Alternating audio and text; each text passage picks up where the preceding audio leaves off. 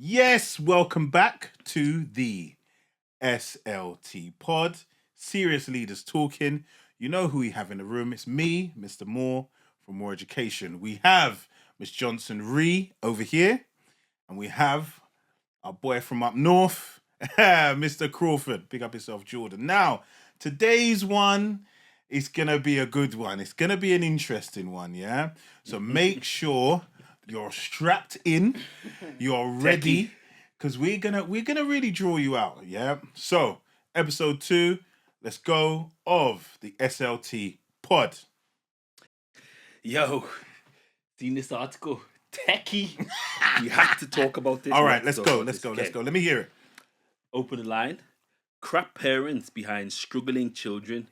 Tory MP James Daly claims. What's he saying? The Conservative MP has claimed that most children who struggle in his town are products of crap parents. What are you saying? Wow, that's Sorry, what...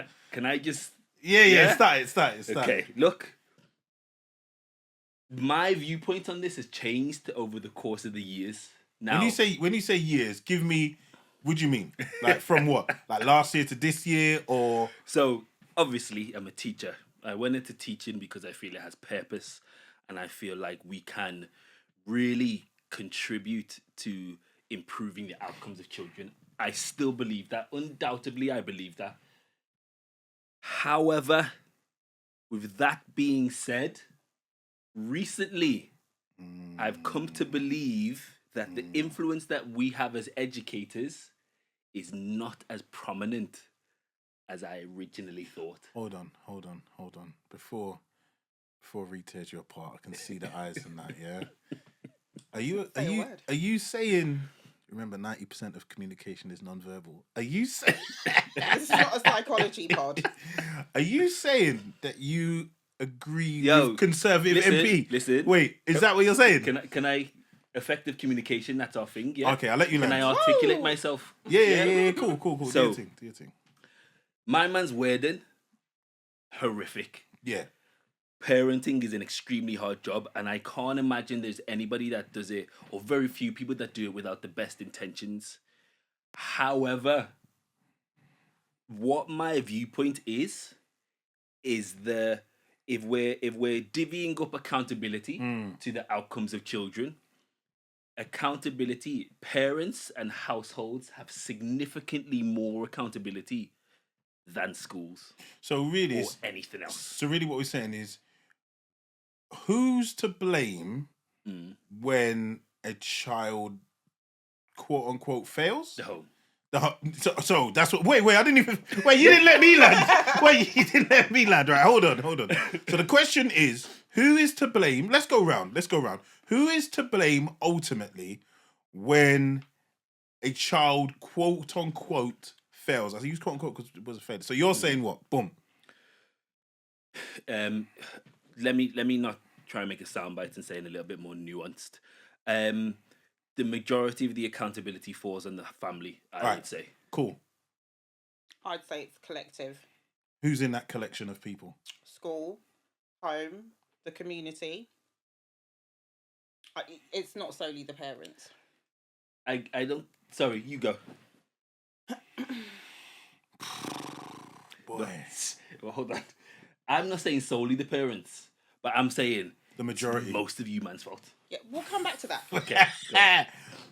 Well, coming from a background, what I say, like Rasta philosophy, Rastafari. Babylon is the problem. That's how I was growing up. Yeah. Oh my gosh. Babylon is the problem. The system. However, as I'm getting older, having my own children, who are past secondary school age now, both of them are now, don't look it, but yeah, boy, I understand how influential. I'm going to say the home. Yeah. Because parents is one thing, Yeah. but the home environment of that child. Yeah. Oh, mate, I would put the burden of success or failure on the home, Facts. the majority. Facts. However, the system or Babylon or whatever acronym we want to use today has a huge impact on the home. So where I would agree with that is when we say the system, quote unquote system, I'm going to use the term government. Yeah, if we think about the role of government, number one role of government is security. Yeah. The next role of government is economic prosperity for as many people as possible. It's the job of the quote unquote system to create an environment where everybody has the tools, the adequate tools to be able to provide for their own. Here I disagree, because when you talk about economics, you're talking about money, yeah, and this isn't a monetary problem. This isn't. Disagree. Okay, you can have rich parents who have lots of money. That doesn't necessarily. So what you're saying is, no, but if your parents are broke, you're definitely not going to. All right, hold on. So what you're saying is that rich parents create better children than poor parents. No. What I'm saying is that you need the tools to be successful. You need the tools. And the main tool is money. No, who said that? You did, because you said about economic prosperity. No. What I said is that from a macro perspective, Right. A government's job is to create an environment where as many people as possible can have the capacity to have a fulfilling lifestyle, and money comes into that a significant amount. Yes, being rich is not a guarantee that you're going to be successful. Being rich is not guaranteed that you're going to have a happy life. But the absence of money, there is definitely a correlation between the absence of money and your No. But what I don't want it to come across as, because for me, Go on. it's more of a moralistic issue than a financial issue. Yeah. Fair. So what I mean by or an economic issue. Yeah. What I have found, both is as an educator in a capacity as a teacher and running a supplementary tuition service. Yeah. It's more to do with and you're right, the economics does facilitate and benefit, but it's more to do with the foundation morals and expectations of the home than it is to do with do they have money. Hold on, but I know we've kind of we've got into it, but I know, talk to us. Okay, so state educated children go to school for 39 weeks of any given year. True? Yes. Okay. So during term time, would you say that we have more time with those children than their parents do? No. From 9 till 3, let's say the parent gets home at 6 o'clock. Yeah, but It's a yes or no question. Did you see me put my hand up? That's how you know. That's how you know. Read's a boss. And my answer is no. So can I? My question is, who's we? Exactly. Because as an English teacher, right? As an English teacher, you see them 4 hours a week. I see them 4 hours. And my personal philosophy isn't the philosophy of the school. Yeah. Unless we're a completely, and this is arguably why faith-based schools have better educational outcomes for children than none, because you have a collective philosophy. So if we're talking from that perspective, where there's a general unified concept and understanding, yeah, where the same message is being pushed, but all three of us may have taught one child, yeah, the message you're going to get in his class, the message you're going to get in your class, the message you're going to get in my class, three completely different messages. Yeah. So let's just say, for example, yeah, homework. You've gone to Sir's class for homework, you get a detention. Yeah, you get a detention. Nah, you didn't do my homework. Detention. Okay, you come to your class and you're like, listen, come at lunchtime and we can sit down and do it together in my room. Class, you don't even get homework. Blah blah. And my class, homework. What's that? So those are three completely different messages, all within the same school and institutional building. Then that's a school issue. So if you recall, I said that it's a collective responsibility. At the end of the day, educators are supposed to work in loco parentis. If we're working in replacement of parent, we can't then absolve ourselves of any responsibility that, if these children don't turn out well, I only see them 4 times a week. That's ridiculous. I agree with that. I 100% agree with that. And I think you can't be effective in what we do unless we accept that responsibility. I take a very paternal role in all of the kids I work with. I agree with that. My issue with the loco parentis, that means, because I know you did Latin at school. What's that translate as? In replacement of parent. Yeah, sorry, I didn't. My school didn't do Latin. What school did you Just go for to? the record, I didn't. What school did you Oh go no, to? you did it as extra classes at home. Sorry, yeah. So I'm assuming a replacement would be like for like. Yeah. Yeah. I'm not a like for like replacement for your parents because I don't have the same. We spoke about this expectations, moral expectations, as your parent. So I can't be a like for like replacement. I don't speak to you. So something that's very interesting, and it's how I introduce myself when it's Mr. Moore. Can't refer to. I'm not your brethren. A lot of parents, a lot of those relationships, parents, children struggle initially when dealing with me because you're a child Authority, yeah. and I'm an adult and I have a level of authority and responsibility that maybe your parent doesn't exact in the same way that I do. So we're not a like for like replacement. And for me, that's where the breakdown is. But you may be that person then that child needs to inform them about certain things on how to become a better person. 100%. But Because I'm not I the think- reason. But hold on. Sorry. Too many people view school as this building that you go and you make academic progress. More than We're It is. shaping them towards adulthood. You can't yeah, just say, oh, well, I don't have the same views as your parent. But it should be a collaborative I believe what you're saying, and I feel it should be a collaborative process. But it's not a collaborative process because what I'm on and where I'm at and what you're on and what you're is completely different. And I feel education has become every societal issue is placed at the door of teachers and education. Oh, we need to raise awareness of I remember when there was do you remember when FGM was okay, look, let's get the teachers. And I remember sitting in lots of meetings and CPDs, seminars and briefings, so yeah. yes, we must be aware, and it was extremely helpful to have an understanding, but it's not solely our job. Anything to do with sex education, it's us. Anything to do with financial intelligence, it should be in schools. Everything, any issues relating to children and what should be happening, it should be in schools. So hold on, what happened to parents sitting down with their children and teaching them how to save? And that's where I say the pitfall. There is a pitfall of the government in a sense of less people have the capacity to be able to do that job, and the government knows. I keep saying the government, like the man. Babylon. This is where I bring the economics into it.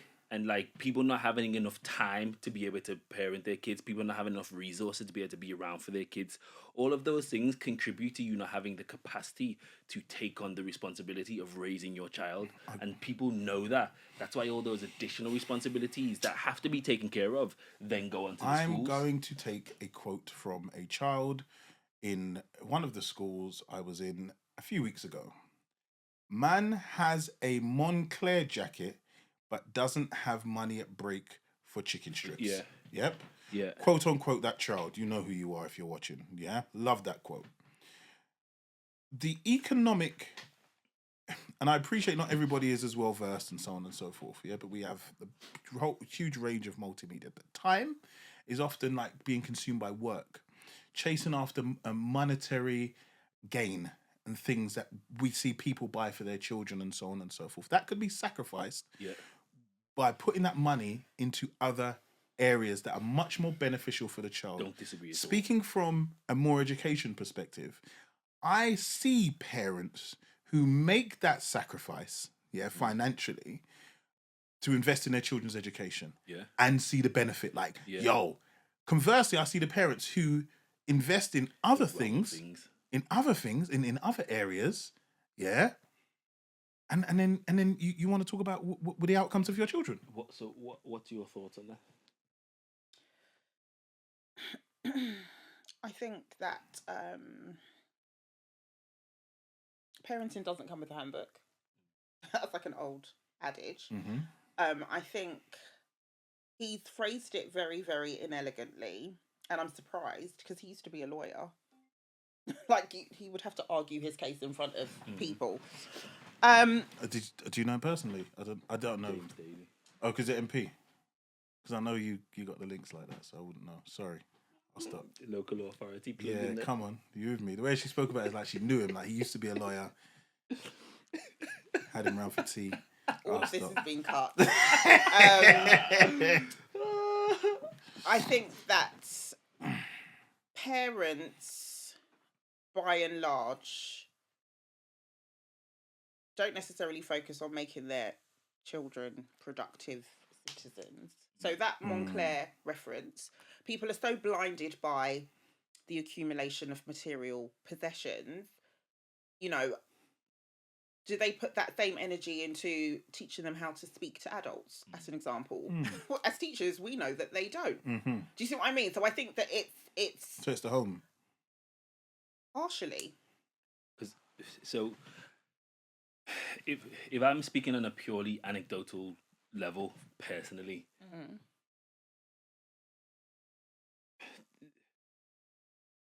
how do I say this? Let me just speak candidly here. My own personal upbringing, some of the friends that I grew up with, close friends, them man didn't make the best choices, and their current lives now are not what I believe they think with what they hoped for and what I would want for myself. And we had the exact same route. Yeah, same school, same area. We're chilling out on road at the same times. All of the same, a lot of the similar things.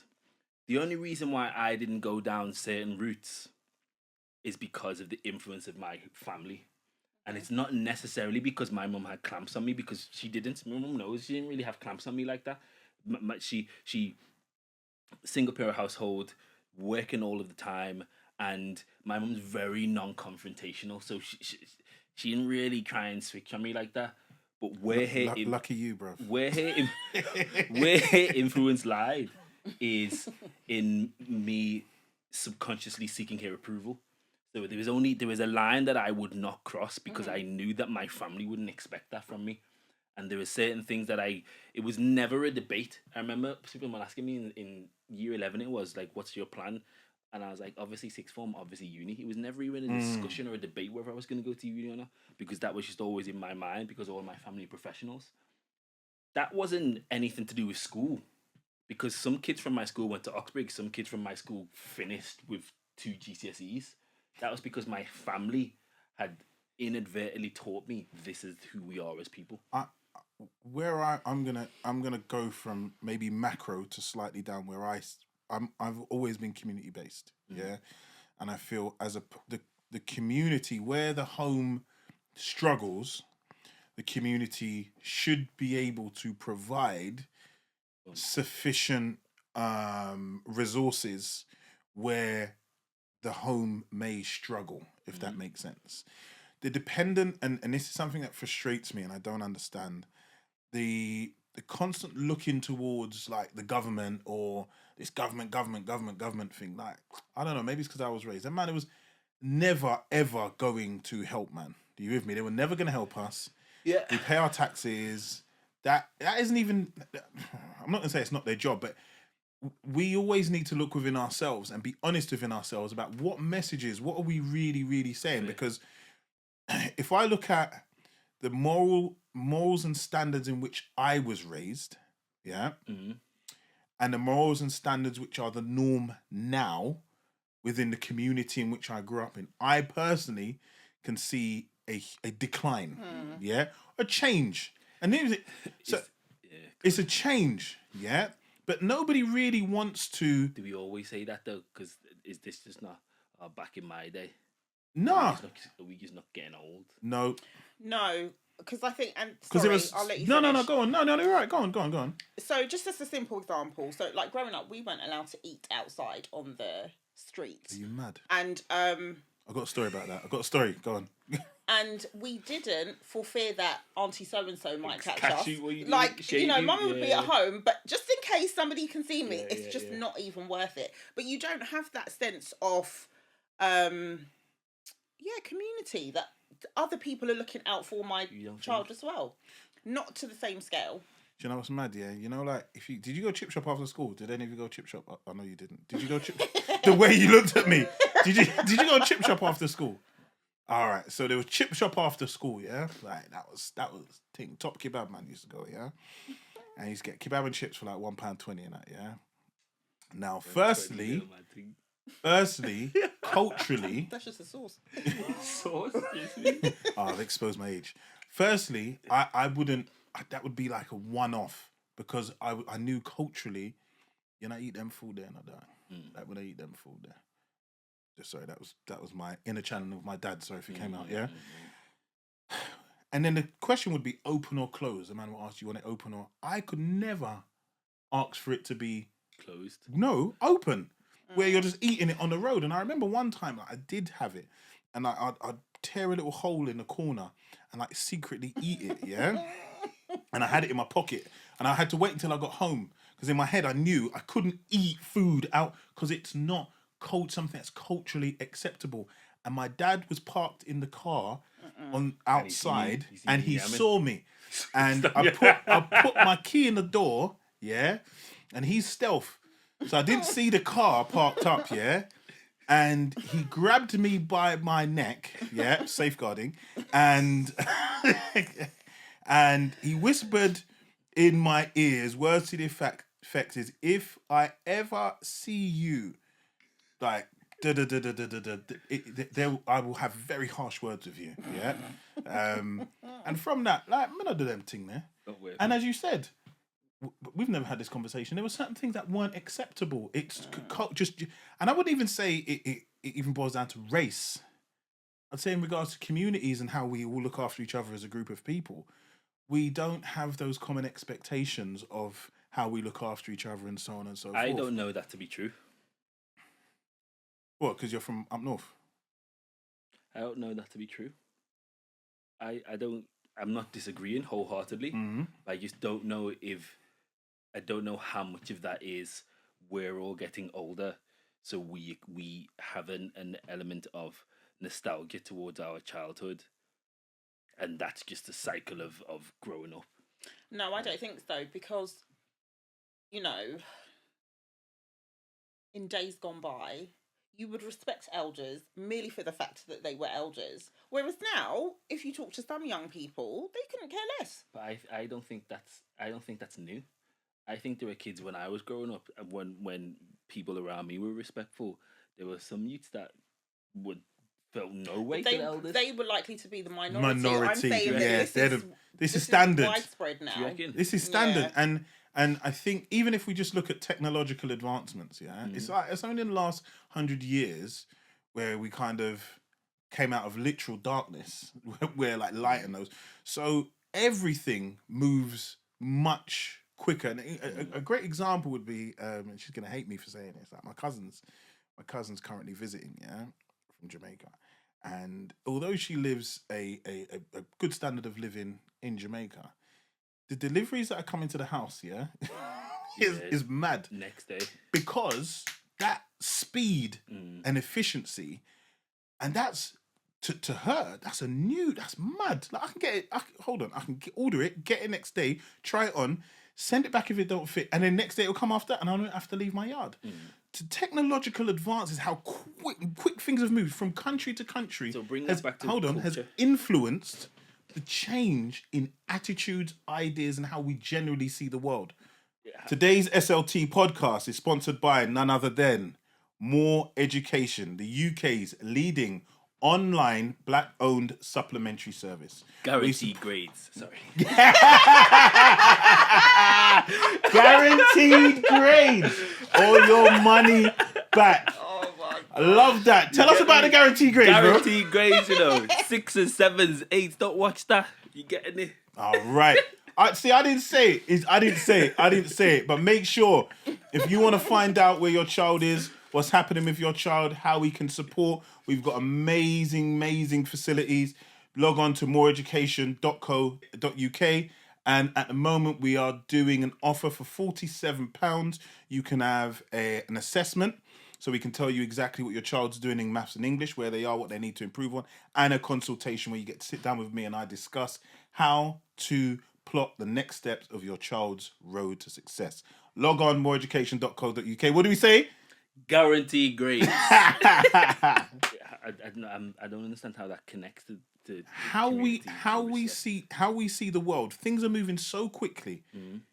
The difference between 10 years, so the difference between 100 years ago and then 100 years before that, there wasn't a great amount of difference. Whereas the 10 years ago, to now, it is vastly different. Growth. So the difference in our youth and the difference in how communities operate because of technological advances, we don't need to go down to the shops. Makes sense now. Okay. I don't need to go down to the shops. So why do I have to be so careful of how I walk on the street? I don't go down to the shops. Yeah. And then, because I don't go down to the shops, I don't know how to interact with adults because it's not something I do every Saturday. That's relevant. You with me? Relevant. So then you're seeing a slow kind of disconnect with youths where then come back to it. We see youths who struggle to communicate effectively because if you had to go down to Brixton Market, Ridley Road, Shepherd's Bush, wherever the hell, Deptford, wherever you're from, every damn Saturday, Saturday, with your parents and carry the bags, and you had to acknowledge Mr., Mrs., stand up, listen to the conversation, know your role, know when to smile. That's a socialization process that had happened for years, going to the market, for centuries, going to the market. Who goes... You know what? It's jokes that you say that because my mum dropped me off at the train station this morning and she dropped me off at the bus stop instead of the train station because I had to go to the shop. And it was a bus stop that me and her used to get off to go to town to go shopping on Saturday morning. And it gave me mad nostalgia. Memories. I was like, these times I'd be traipsing around carrying bare bags and that. And that just doesn't happen now. If you remember years ago, I was in a lesson. We were in a lesson together. And I said, who goes to the supermarket and who goes to the market? Do you remember? And I shouldn't say exposed. And there was a young girl who was looking around and she was like, market? What's a market? And then like what? And the other kids, so I was able to say, based on where you live, what market you in. It's like, all right, you go East Street Market, you go Deptford Market, you go Brixton Market. And I'm going to the kid, you never been Deptford Market? There's the market there. Because it's a difference in difference. So these who gets their meat from Sainsbury's, who gets their meat from the butchers, exactly, and that's what we were speaking about. So to bring it back, just my thoughts and opinions, because of how we socialize and interact, the expectations are wildly different. So what we're seeing now and what we're seeing previously, if anything, has been sped up. I don't think we're looking it back nostalgically. It's just been exaggerated because of technological advances. You have some people who don't even go to Sainsbury's. They order online. My wife hates she hates going shopping with me. Hates it. Because I'm going to see a man and, what, man? Stand up and talk and ding off a fist and, go on. And... It's long. Yeah. That just doesn't happen, or happens less frequently now. So to bring it back in regards to what was the statement again? Read the statement again. My man said, crap parents are responsible for the failure of children. I think it's a middle ground between home and society. Society's changed, but we remember what it's like to be a respectful youth, and we still have that expectation. But the groundwork ain't there. And I don't know if as parents, we're not seeing that we have to be doing certain things with our youths or exposing our youths to certain things to be able to function correctly in the world. So, again, bringing it back here, doesn't that... Are we then essentially agreeing with what my man's saying?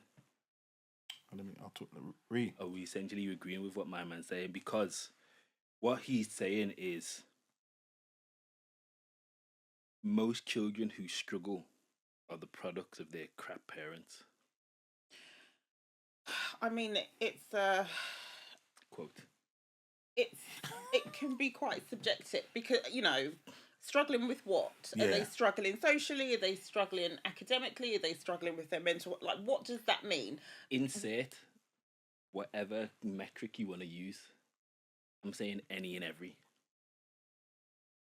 But again, what is a crap parent? Mm. If a parent is out of the household and their child is unsupervised for hours on end, Okay. is that a crap parent? I'll say. Mm. So let's say Go on. that parent is out of the house for hours because they're working 2 jobs to prevent the bailiffs from evicting them. Okay, so here's what I'd say is my metric of quote unquote a crap parent. A parent who doesn't appreciate their role in raising that child. If you don't understand that your job is to raise that child in every aspect of that child development, and you use all of these other things, all of these other institutions, all of these other facets to facilitate your responsibility, then I would say you're a crap parent. Okay. This is Sorry, so just to like drive home that point. What see what vexes me when kids will misbehave in school, and then you call the home, and then the parents are like, "Oh, what are you calling me for?" Like they don't mess around for me, so it must be something you're doing. Like that's the epitome of what I'm saying. But that in general, like if you don't understand that your job is to create a human being that can function in all of these different environments, then you're a crap parent. okay. You just said something. I just want to pick all of these different environments. What are those environments? If you're from ends and the expectate, or you're from wherever, the East End or wherever it is, and I grew up in the East End, my granddad grew up in the East End, and we're all going to be in the East End. There are not all of these different environments. It's just this, and it's the expectation of those parents. Yeah, School's one of those environments, though. And if you can't function in school, and if you're not preparing your child to function in school, and you don't accept that that's your responsibility to do that, I then find you're we have a bad parent. very anti-school rhetoric, because school is part of that quote unquote Babylon system, yeah, or that system or that government, and a lot of parents, whereas where I'm from, and I know you guys are talking about your backgrounds and like going around the world, especially like West Africa, like, yo, school is like like the word of the teacher, the word of the head teacher is law. If a school calls home, and that's where it used to be like in our in general culture. British, even if I look at British culture, like you call home from the school, it has weight. Yeah, and you could argue that it's some institutions' fault why the trust has broken down amongst those communities. So, like, you take the Bernard Cohen book, for example. Me personally, Cord, yeah. yeah, Bernard Cord, yeah. Cord, Bernard Cord, yeah. Yeah. Yes, 100%. I still see the remnants Yes, Facts. of Caribbean families that have gone through the education system Facts. and now do not trust the education system because they did them dirty, basically. All right. Can you blame the families for being reluctant to trust the But education then system? this is where community comes in. I hear that. You know, Cord, my thing. What are we then doing as a community? Because initially, the whole point of the Cord movement was a supplementary school movement. Like, a lot of people don't know Cord was a revolutionary. Yeah, Maurice Bishop and like he set up an alternative system. So he didn't just publish the book and say, "Oh, look at what Babylon's doing to your youths." He said, okay, we need to set up an alternative Saturday school supplementary system that will identify and highlight and boost our children and give them an alternative. Yeah. You hear Carla and speak about it. I was a product of that. It's if I didn't go to Saturday school, I'd think I'm dumb. Where's that now? So, okay. So even if there's still that reluctancy, we should have in our community, and I'm speaking specifically as grandchild of Windrush, an alternative, but we don't. We just sit there and complain. We sit there and complain. Where's the alternative? Where's the alternative? Cool, fine. Them man is set up their thing. You can critique if your critique is followed by an action. And that's where I would then put it at the feet of parents / communities. And that's why I don't, as you said, what did you use? You said the wording is a bit, I can't remember. Inelegant. That's it. Oh, I love that. Inelegant, yeah? But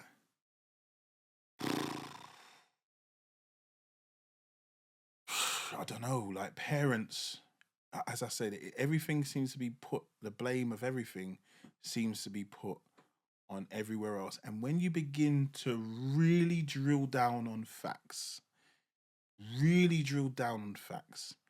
and I'm going to say something because I'm going to kick it off, yeah? Statistics show, and I'll say I was raised in a single mother household. I've spoken on other platforms about my background and so on and so forth. Yeah, my dad was there. Controversial figure. Love him. You with me? Single mother household. Most of my brethren are from single mother households. Yeah, and again, I would say a lot of the prevalence of single mother household, single parent families within the black community, the generation after Windrush, which would be like my mum's generation, we could look into why that happens and sociologically. But we now know what the figures are for that. Like we know what the outcomes are, and generally they're not positive. Yeah. What we're not seeing is an active movement to counter that and saying, okay, guys, like seriously, we really need to make sure that when we, and mind you, the 2 children I currently have are out of wedlock, so I'm not speaking from a position of, like we need to make sure, because when we're looking at other groups and so on, but those aren't conversations that aren't happening. So my question. So then I would then say to the parents now, if you are having a child, and it is in those circumstances, and it's not in the same way that we should actively be doing other things, why are we not actively knowing what the outcomes are, saying we have to have children in these circumstances? Because we have a litany of data that shows what the majority of the outcomes are. So my question to that would be, I agree with that. I agree. Why? Why are we not having those conversations? Because everyone's scared. What do you mean? That's all I'm going to say. I don't even know if it's fear. I think it requires a lot of effort, and perhaps people don't have the time to commit to giving effort to, create a solution. Because in the article, he goes on to talk about instability in the home, but then doesn't offer a solution. Had he said that, but this is what we are going to do to address it, then I think it would have been received quite differently. But he's just kind of made this throwaway comment that it's because of crap parents. That's why they're struggling. But yeah, I'm going to put it down to effort. Because I was saying to you earlier, I had a conversation with some of my family members this week about. Is that why you're in London? Did they kick you out? If they banned you, if they banned you, I'm going back tonight. If they banned you, back in the end tonight. LA Texas, what are you telling me? Guys, yeah, I'm a professional. Yeah. Anyway, like Monday I was saying, Friday. is word. The conversations that my family members, or a conversation that I had with my family members about how quick they were willing to slate a particular man and then steer that man's partner down the route of single parenthood was wild to me. And I'm sat there, I had to switch on people. Like I'm sat there thinking, do you know the outcomes? 1, do you know how much worse the outcomes of that child is going to be? 2, you should know because we've all lived this. 3, how do you know the specific circumstances of that family to make such a categoric determination that it's the man's fault and that the solution to the problem, if it is for the man to be dashed? It got, I was was very triggered, upset and yeah, angry by it. triggering, yeah. Yeah, I was triggered by it to the point where we were arguing because they were so blasé to just say, yeah, just do that. If this is not working, just do that then and just raise the kid on your own. Wild to me. And how many, if we bring it back to people in our community, how many of how much is that embedded into our culture of, okay, this person is not adhering to these responsibilities, so it would be better, instead of addressing that with that person, or better still working through that with them, or better still seeking somebody that would adhere to those responsibilities. It's better to just cut out. I don't know. That was annoying to me. I can say, yeah, having raised my children in a significant period of time where they lived with me or split or however, but they lived with me for the vast majority of the week. It was kind of divided and this, that, and the other. One of the things I can say is the perception of a dad raising a child and a perception and the feedback of a mum raising a child is specifically within our community is kind of very different. It's like the feedback you receive is very different. It's like how do I say this? I have to be quite measured in what I say. And it's not to discount mum in any way. We were very fortunate that we were able to communicate and have things in the way that they were. But there are issues in regards to how things are seen and the role of a man and the expectations of a father. And I realize because of the makeup of a lot of our families, it triggers a lot of people. Are you with me? It brings up a lot of issues. And I think to kind of bring it all together, we've had so many issues in our time en masse in this country over the last 50 years that the result of the breakdown of families and so on and so forth is one of those, and we really have to begin to address it. Because if we don't, and we have to be honest about certain things, we're gonna have to be honest from an educational perspective. You have 3 educational professionals here who can see and know how it works. But these are tough conversations that we're gonna have to have about the outcomes of our children and children generally.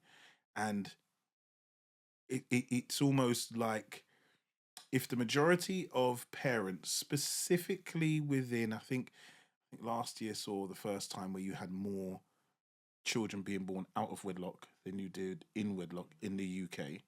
So we can say the majority of children born are from single parent families across the board.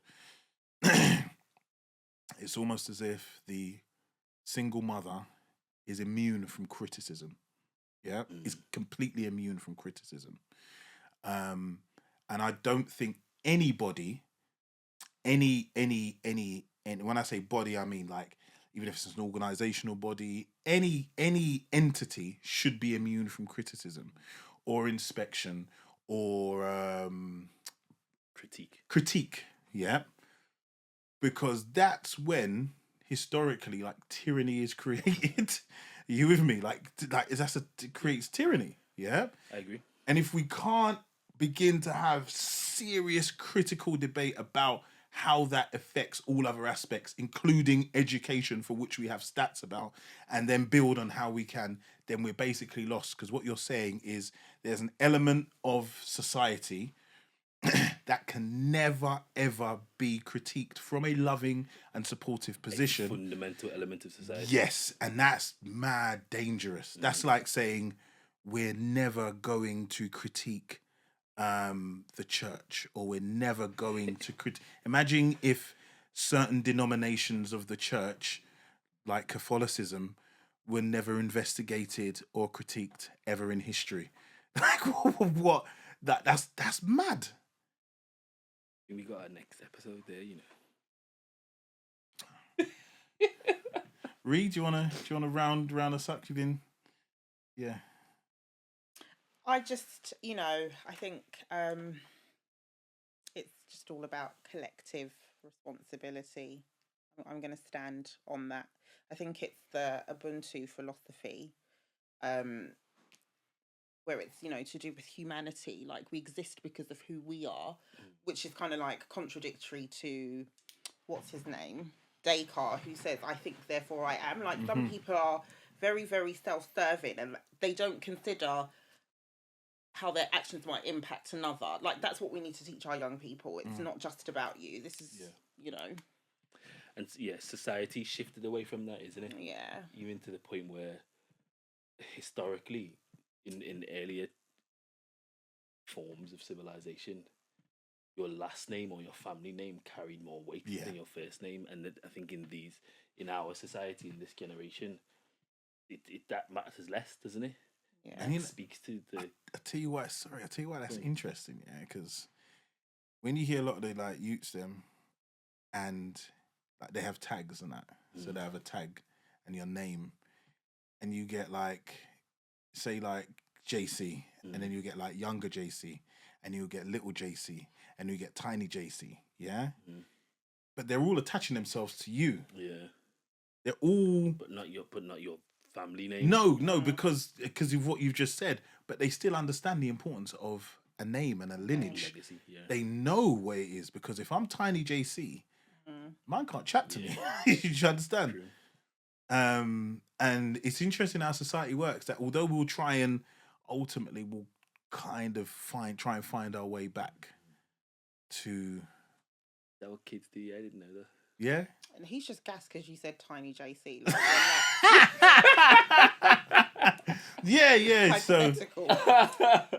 yeah. So okay. So let's wrap it up. So where are you? Are you home, community, or all of them? All of the above. No, I'll start and say ladies first. Sorry, all of them. So you're gonna be all of them. Yep. Okay. Cool. Does it have to be that absolute? Well, put your spin on it. I think I agree that it's all of the above. Where I think me and Ree disagree is, I think the current portion of accountability is not as great as it should be on the home. I think that's where we need to shift it up. I think we agree on that. I think there needs to be certain conversations, because without those conversations, and I think what it is people are scared for us to critique. They don't want to, because they see critique as being criticized, but it can be criticism that builds and criticism that takes away. Unless we do critique, we can't really look at how can we improve the circumstances. And if we're not allowed into the homes and we're not allowed into to really see what the hell is going on, then we'll never be able to do that. And if there's a certain part of society that we are not allowed to critique for whatever reason, yeah, that's mad. That's harsh. And yeah, there are some. I'm fortunate enough to be in a position where I do speak to some single mothers who are very candid and honest, and big them up and can hold their hands up and say, listen, I know this is where I went wrong. I can see where the problems are, but I want help. Are you with me? To be able to help to formulate a child into a rounded, because these are the elements. And I think those are the conversations we need to openly have a lot more. And I feel privileged that there are parents, mums who have that conversation with me. So yeah, I think we'll wrap it up there. We'll say yes. Make sure. So again, listen, you should be talking about this break time. Playground duty. Playground duty. No phones out though. Yeah. No phones out. Interact with the kids. Yeah. Watch the kids, but this should be the conversation. Yeah. Around the schools, and this isn't just for teachers. This should be in your local authority buildings, in your HSBC tower, all of you bankers. Yes. Work from home cats. Yes. Time. Who they're going to do? They're just going to talk to themselves, isn't it? Yeah. Set up a little side Zoom. Yeah. So make sure you're subscribing, you're following. We're going to have plenty more of these conversations, plenty more of those discussions. And you're going to get the opportunity to really see what education looks like from a SLT, serious, finish it off, Leaders. Talking. talking. Love it. Bless.